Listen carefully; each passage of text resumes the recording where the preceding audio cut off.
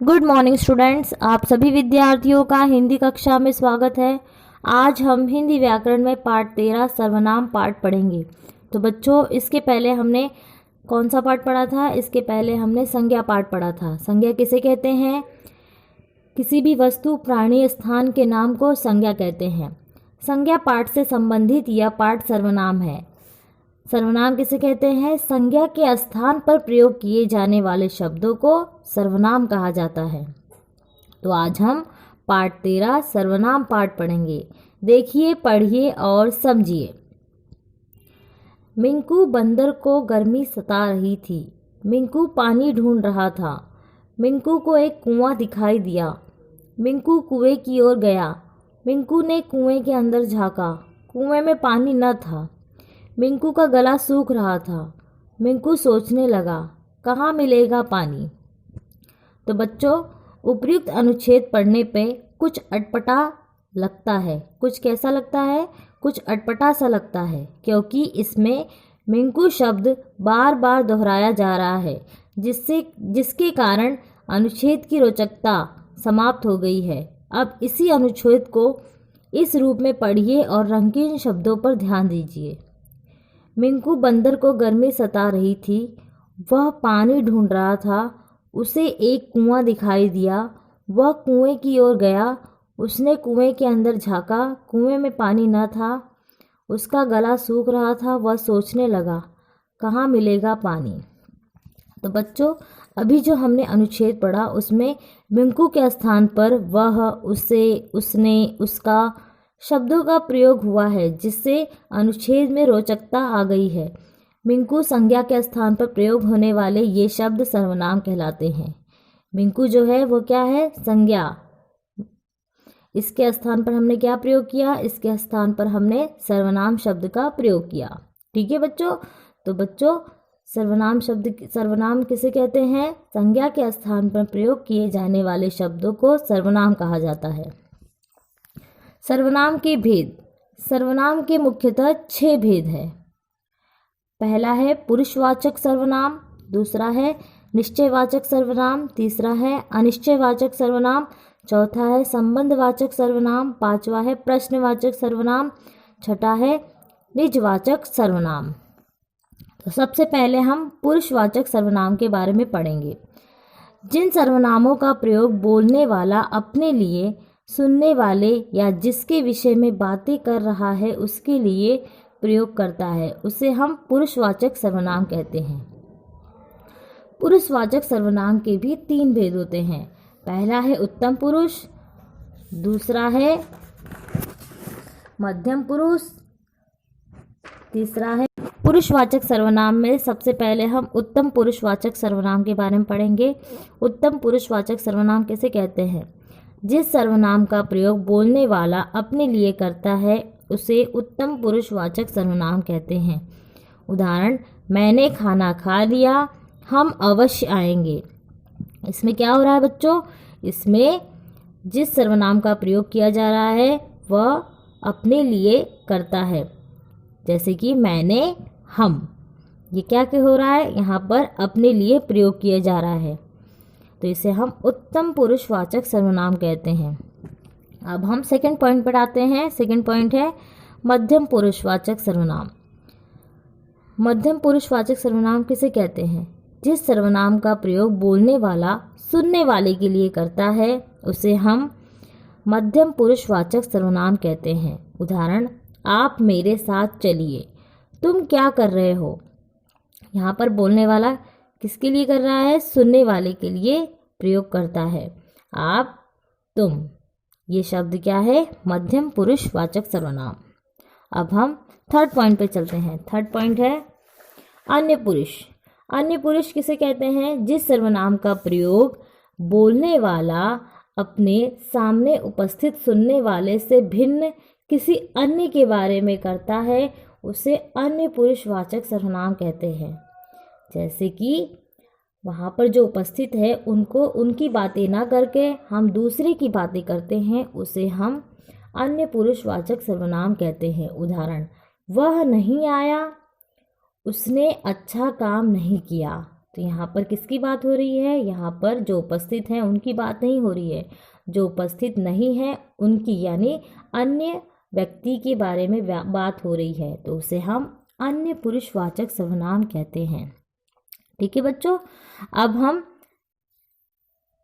सर्वनाम के दूसरे पॉइंट पर आते हैं। जैसे कि अभी हमने क्या पढ़ा? अभी हमने पुरुषवाचक सर्वनाम पढ़ा। अब हम दूसरा पॉइंट पढ़ेंगे। दूसरा जो पॉइंट है वह है निश्चयवाचक सर्वनाम। जिस सर्वनाम शब्द से दूर या पास की वस्तुओं या व्यक्तियों का निश्चय पूर्वक बोध होता है उसे निश्चयवाचक सर्वनाम कहते हैं। जिस सर्वनाम शब्द से दूर या पास की वस्तुओं या व्यक्तियों का निश्चय पूर्वक बोध हो उसे निश्चयवाचक सर्वनाम कहते हैं।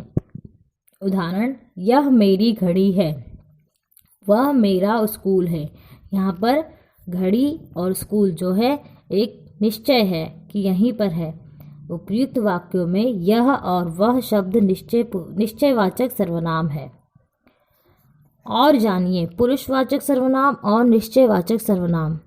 जैसे कि वह शब्द पुरुषवाचक और निश्चयवाचक दोनों ही प्रकार के सर्वनाम में प्रयोग किया गया है। इसे समझने के लिए नीचे दिए गए उदाहरण देखिए।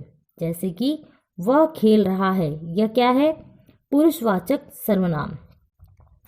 वह मधु है, यहाँ पर वह मधु है यानी निश्चय किया जा रहा है, यहाँ पर निश्चयवाचक सर्वनाम है। ठीक है बच्चों, अब हम थर्ड पॉइंट पर आते हैं। थर्ड पॉइंट है अनिश्चयवाचक सर्वनाम।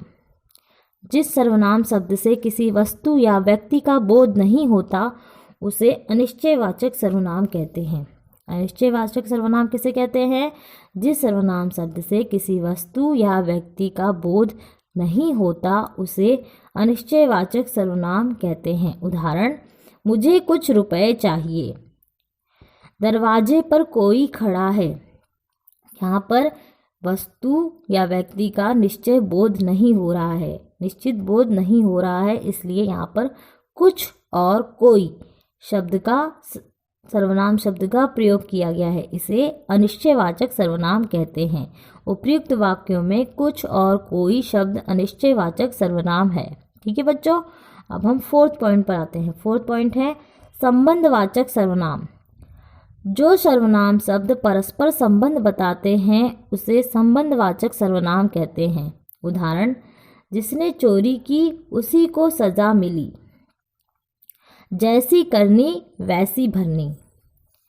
तो बच्चों, उपयुक्त वाक्यों में जिसने, उसी तथा जैसी वैसी शब्द संबंधवाचक सर्वनाम है, यानी एक शब्द जो है दूसरे शब्द से संबंध रखता है उसे हम संबंधवाचक सर्वनाम कहते हैं। अब हम फिफ्थ पॉइंट पर आते हैं। फिफ्थ पॉइंट है प्रश्नवाचक सर्वनाम। जिस सर्वनाम शब्द से किसी व्यक्ति, वस्तु, स्थान, दशा आदि के विषय में प्रश्न किया जाता है उसे प्रश्नवाचक सर्वनाम कहते हैं। प्रश्नवाचक सर्वनाम किसे कहते हैं? जिस सर्वनाम शब्द से किसी वस्तु, स्थान, व्यक्ति, दशा आदि के विषय में प्रश्न किया जाता है उसे हम प्रश्नवाचक सर्वनाम कहते हैं। उदाहरण, तुम क्या कर रहे हो? तुम्हारे घर पर कौन है? तो यहाँ पर क्या हो रहा है? यहाँ पर व्यक्ति और वस्तु को लेकर क्या हो रहा है? प्रश्न किया जा रहा है। उपयुक्त वाक्यों में क्या और कौन प्रश्नवाचक सर्वनाम है। 6 पॉइंट निजवाचक सर्वनाम। जो सर्वनाम शब्द निजत्व का बोध कराने के लिए प्रयुक्त होते हैं वे निजवाचक सर्वनाम कहलाते हैं। निजवाचक सर्वनाम किसे कहते हैं? जो सर्वनाम निजत्व का बोध कराने के लिए प्रयुक्त होते हैं वे निजवाचक सर्वनाम कहलाते हैं, यानी स्वयं के लिए, स्वयं का बोध कराने के लिए हम निजवाचक सर्वनाम का प्रयोग करते हैं। उदाहरण, मैं खुद ही पढ़ लूँगा। मैं यह चित्र अपने आप ही बना लूँगा। उपयुक्त वाक्यों में खुद तथा अपने आप निजवाचक सर्वनाम है। यहाँ पर स्वयं के लिए यह शब्द का प्रयोग किया गया है, इसे हम निजवाचक सर्वनाम कहते हैं। और जानिए आप सर्वनाम शब्द का प्रयोग मध्यम पुरुषवाचक तथा निजवाचक सर्वनाम दोनों के रूप में किया जाता है।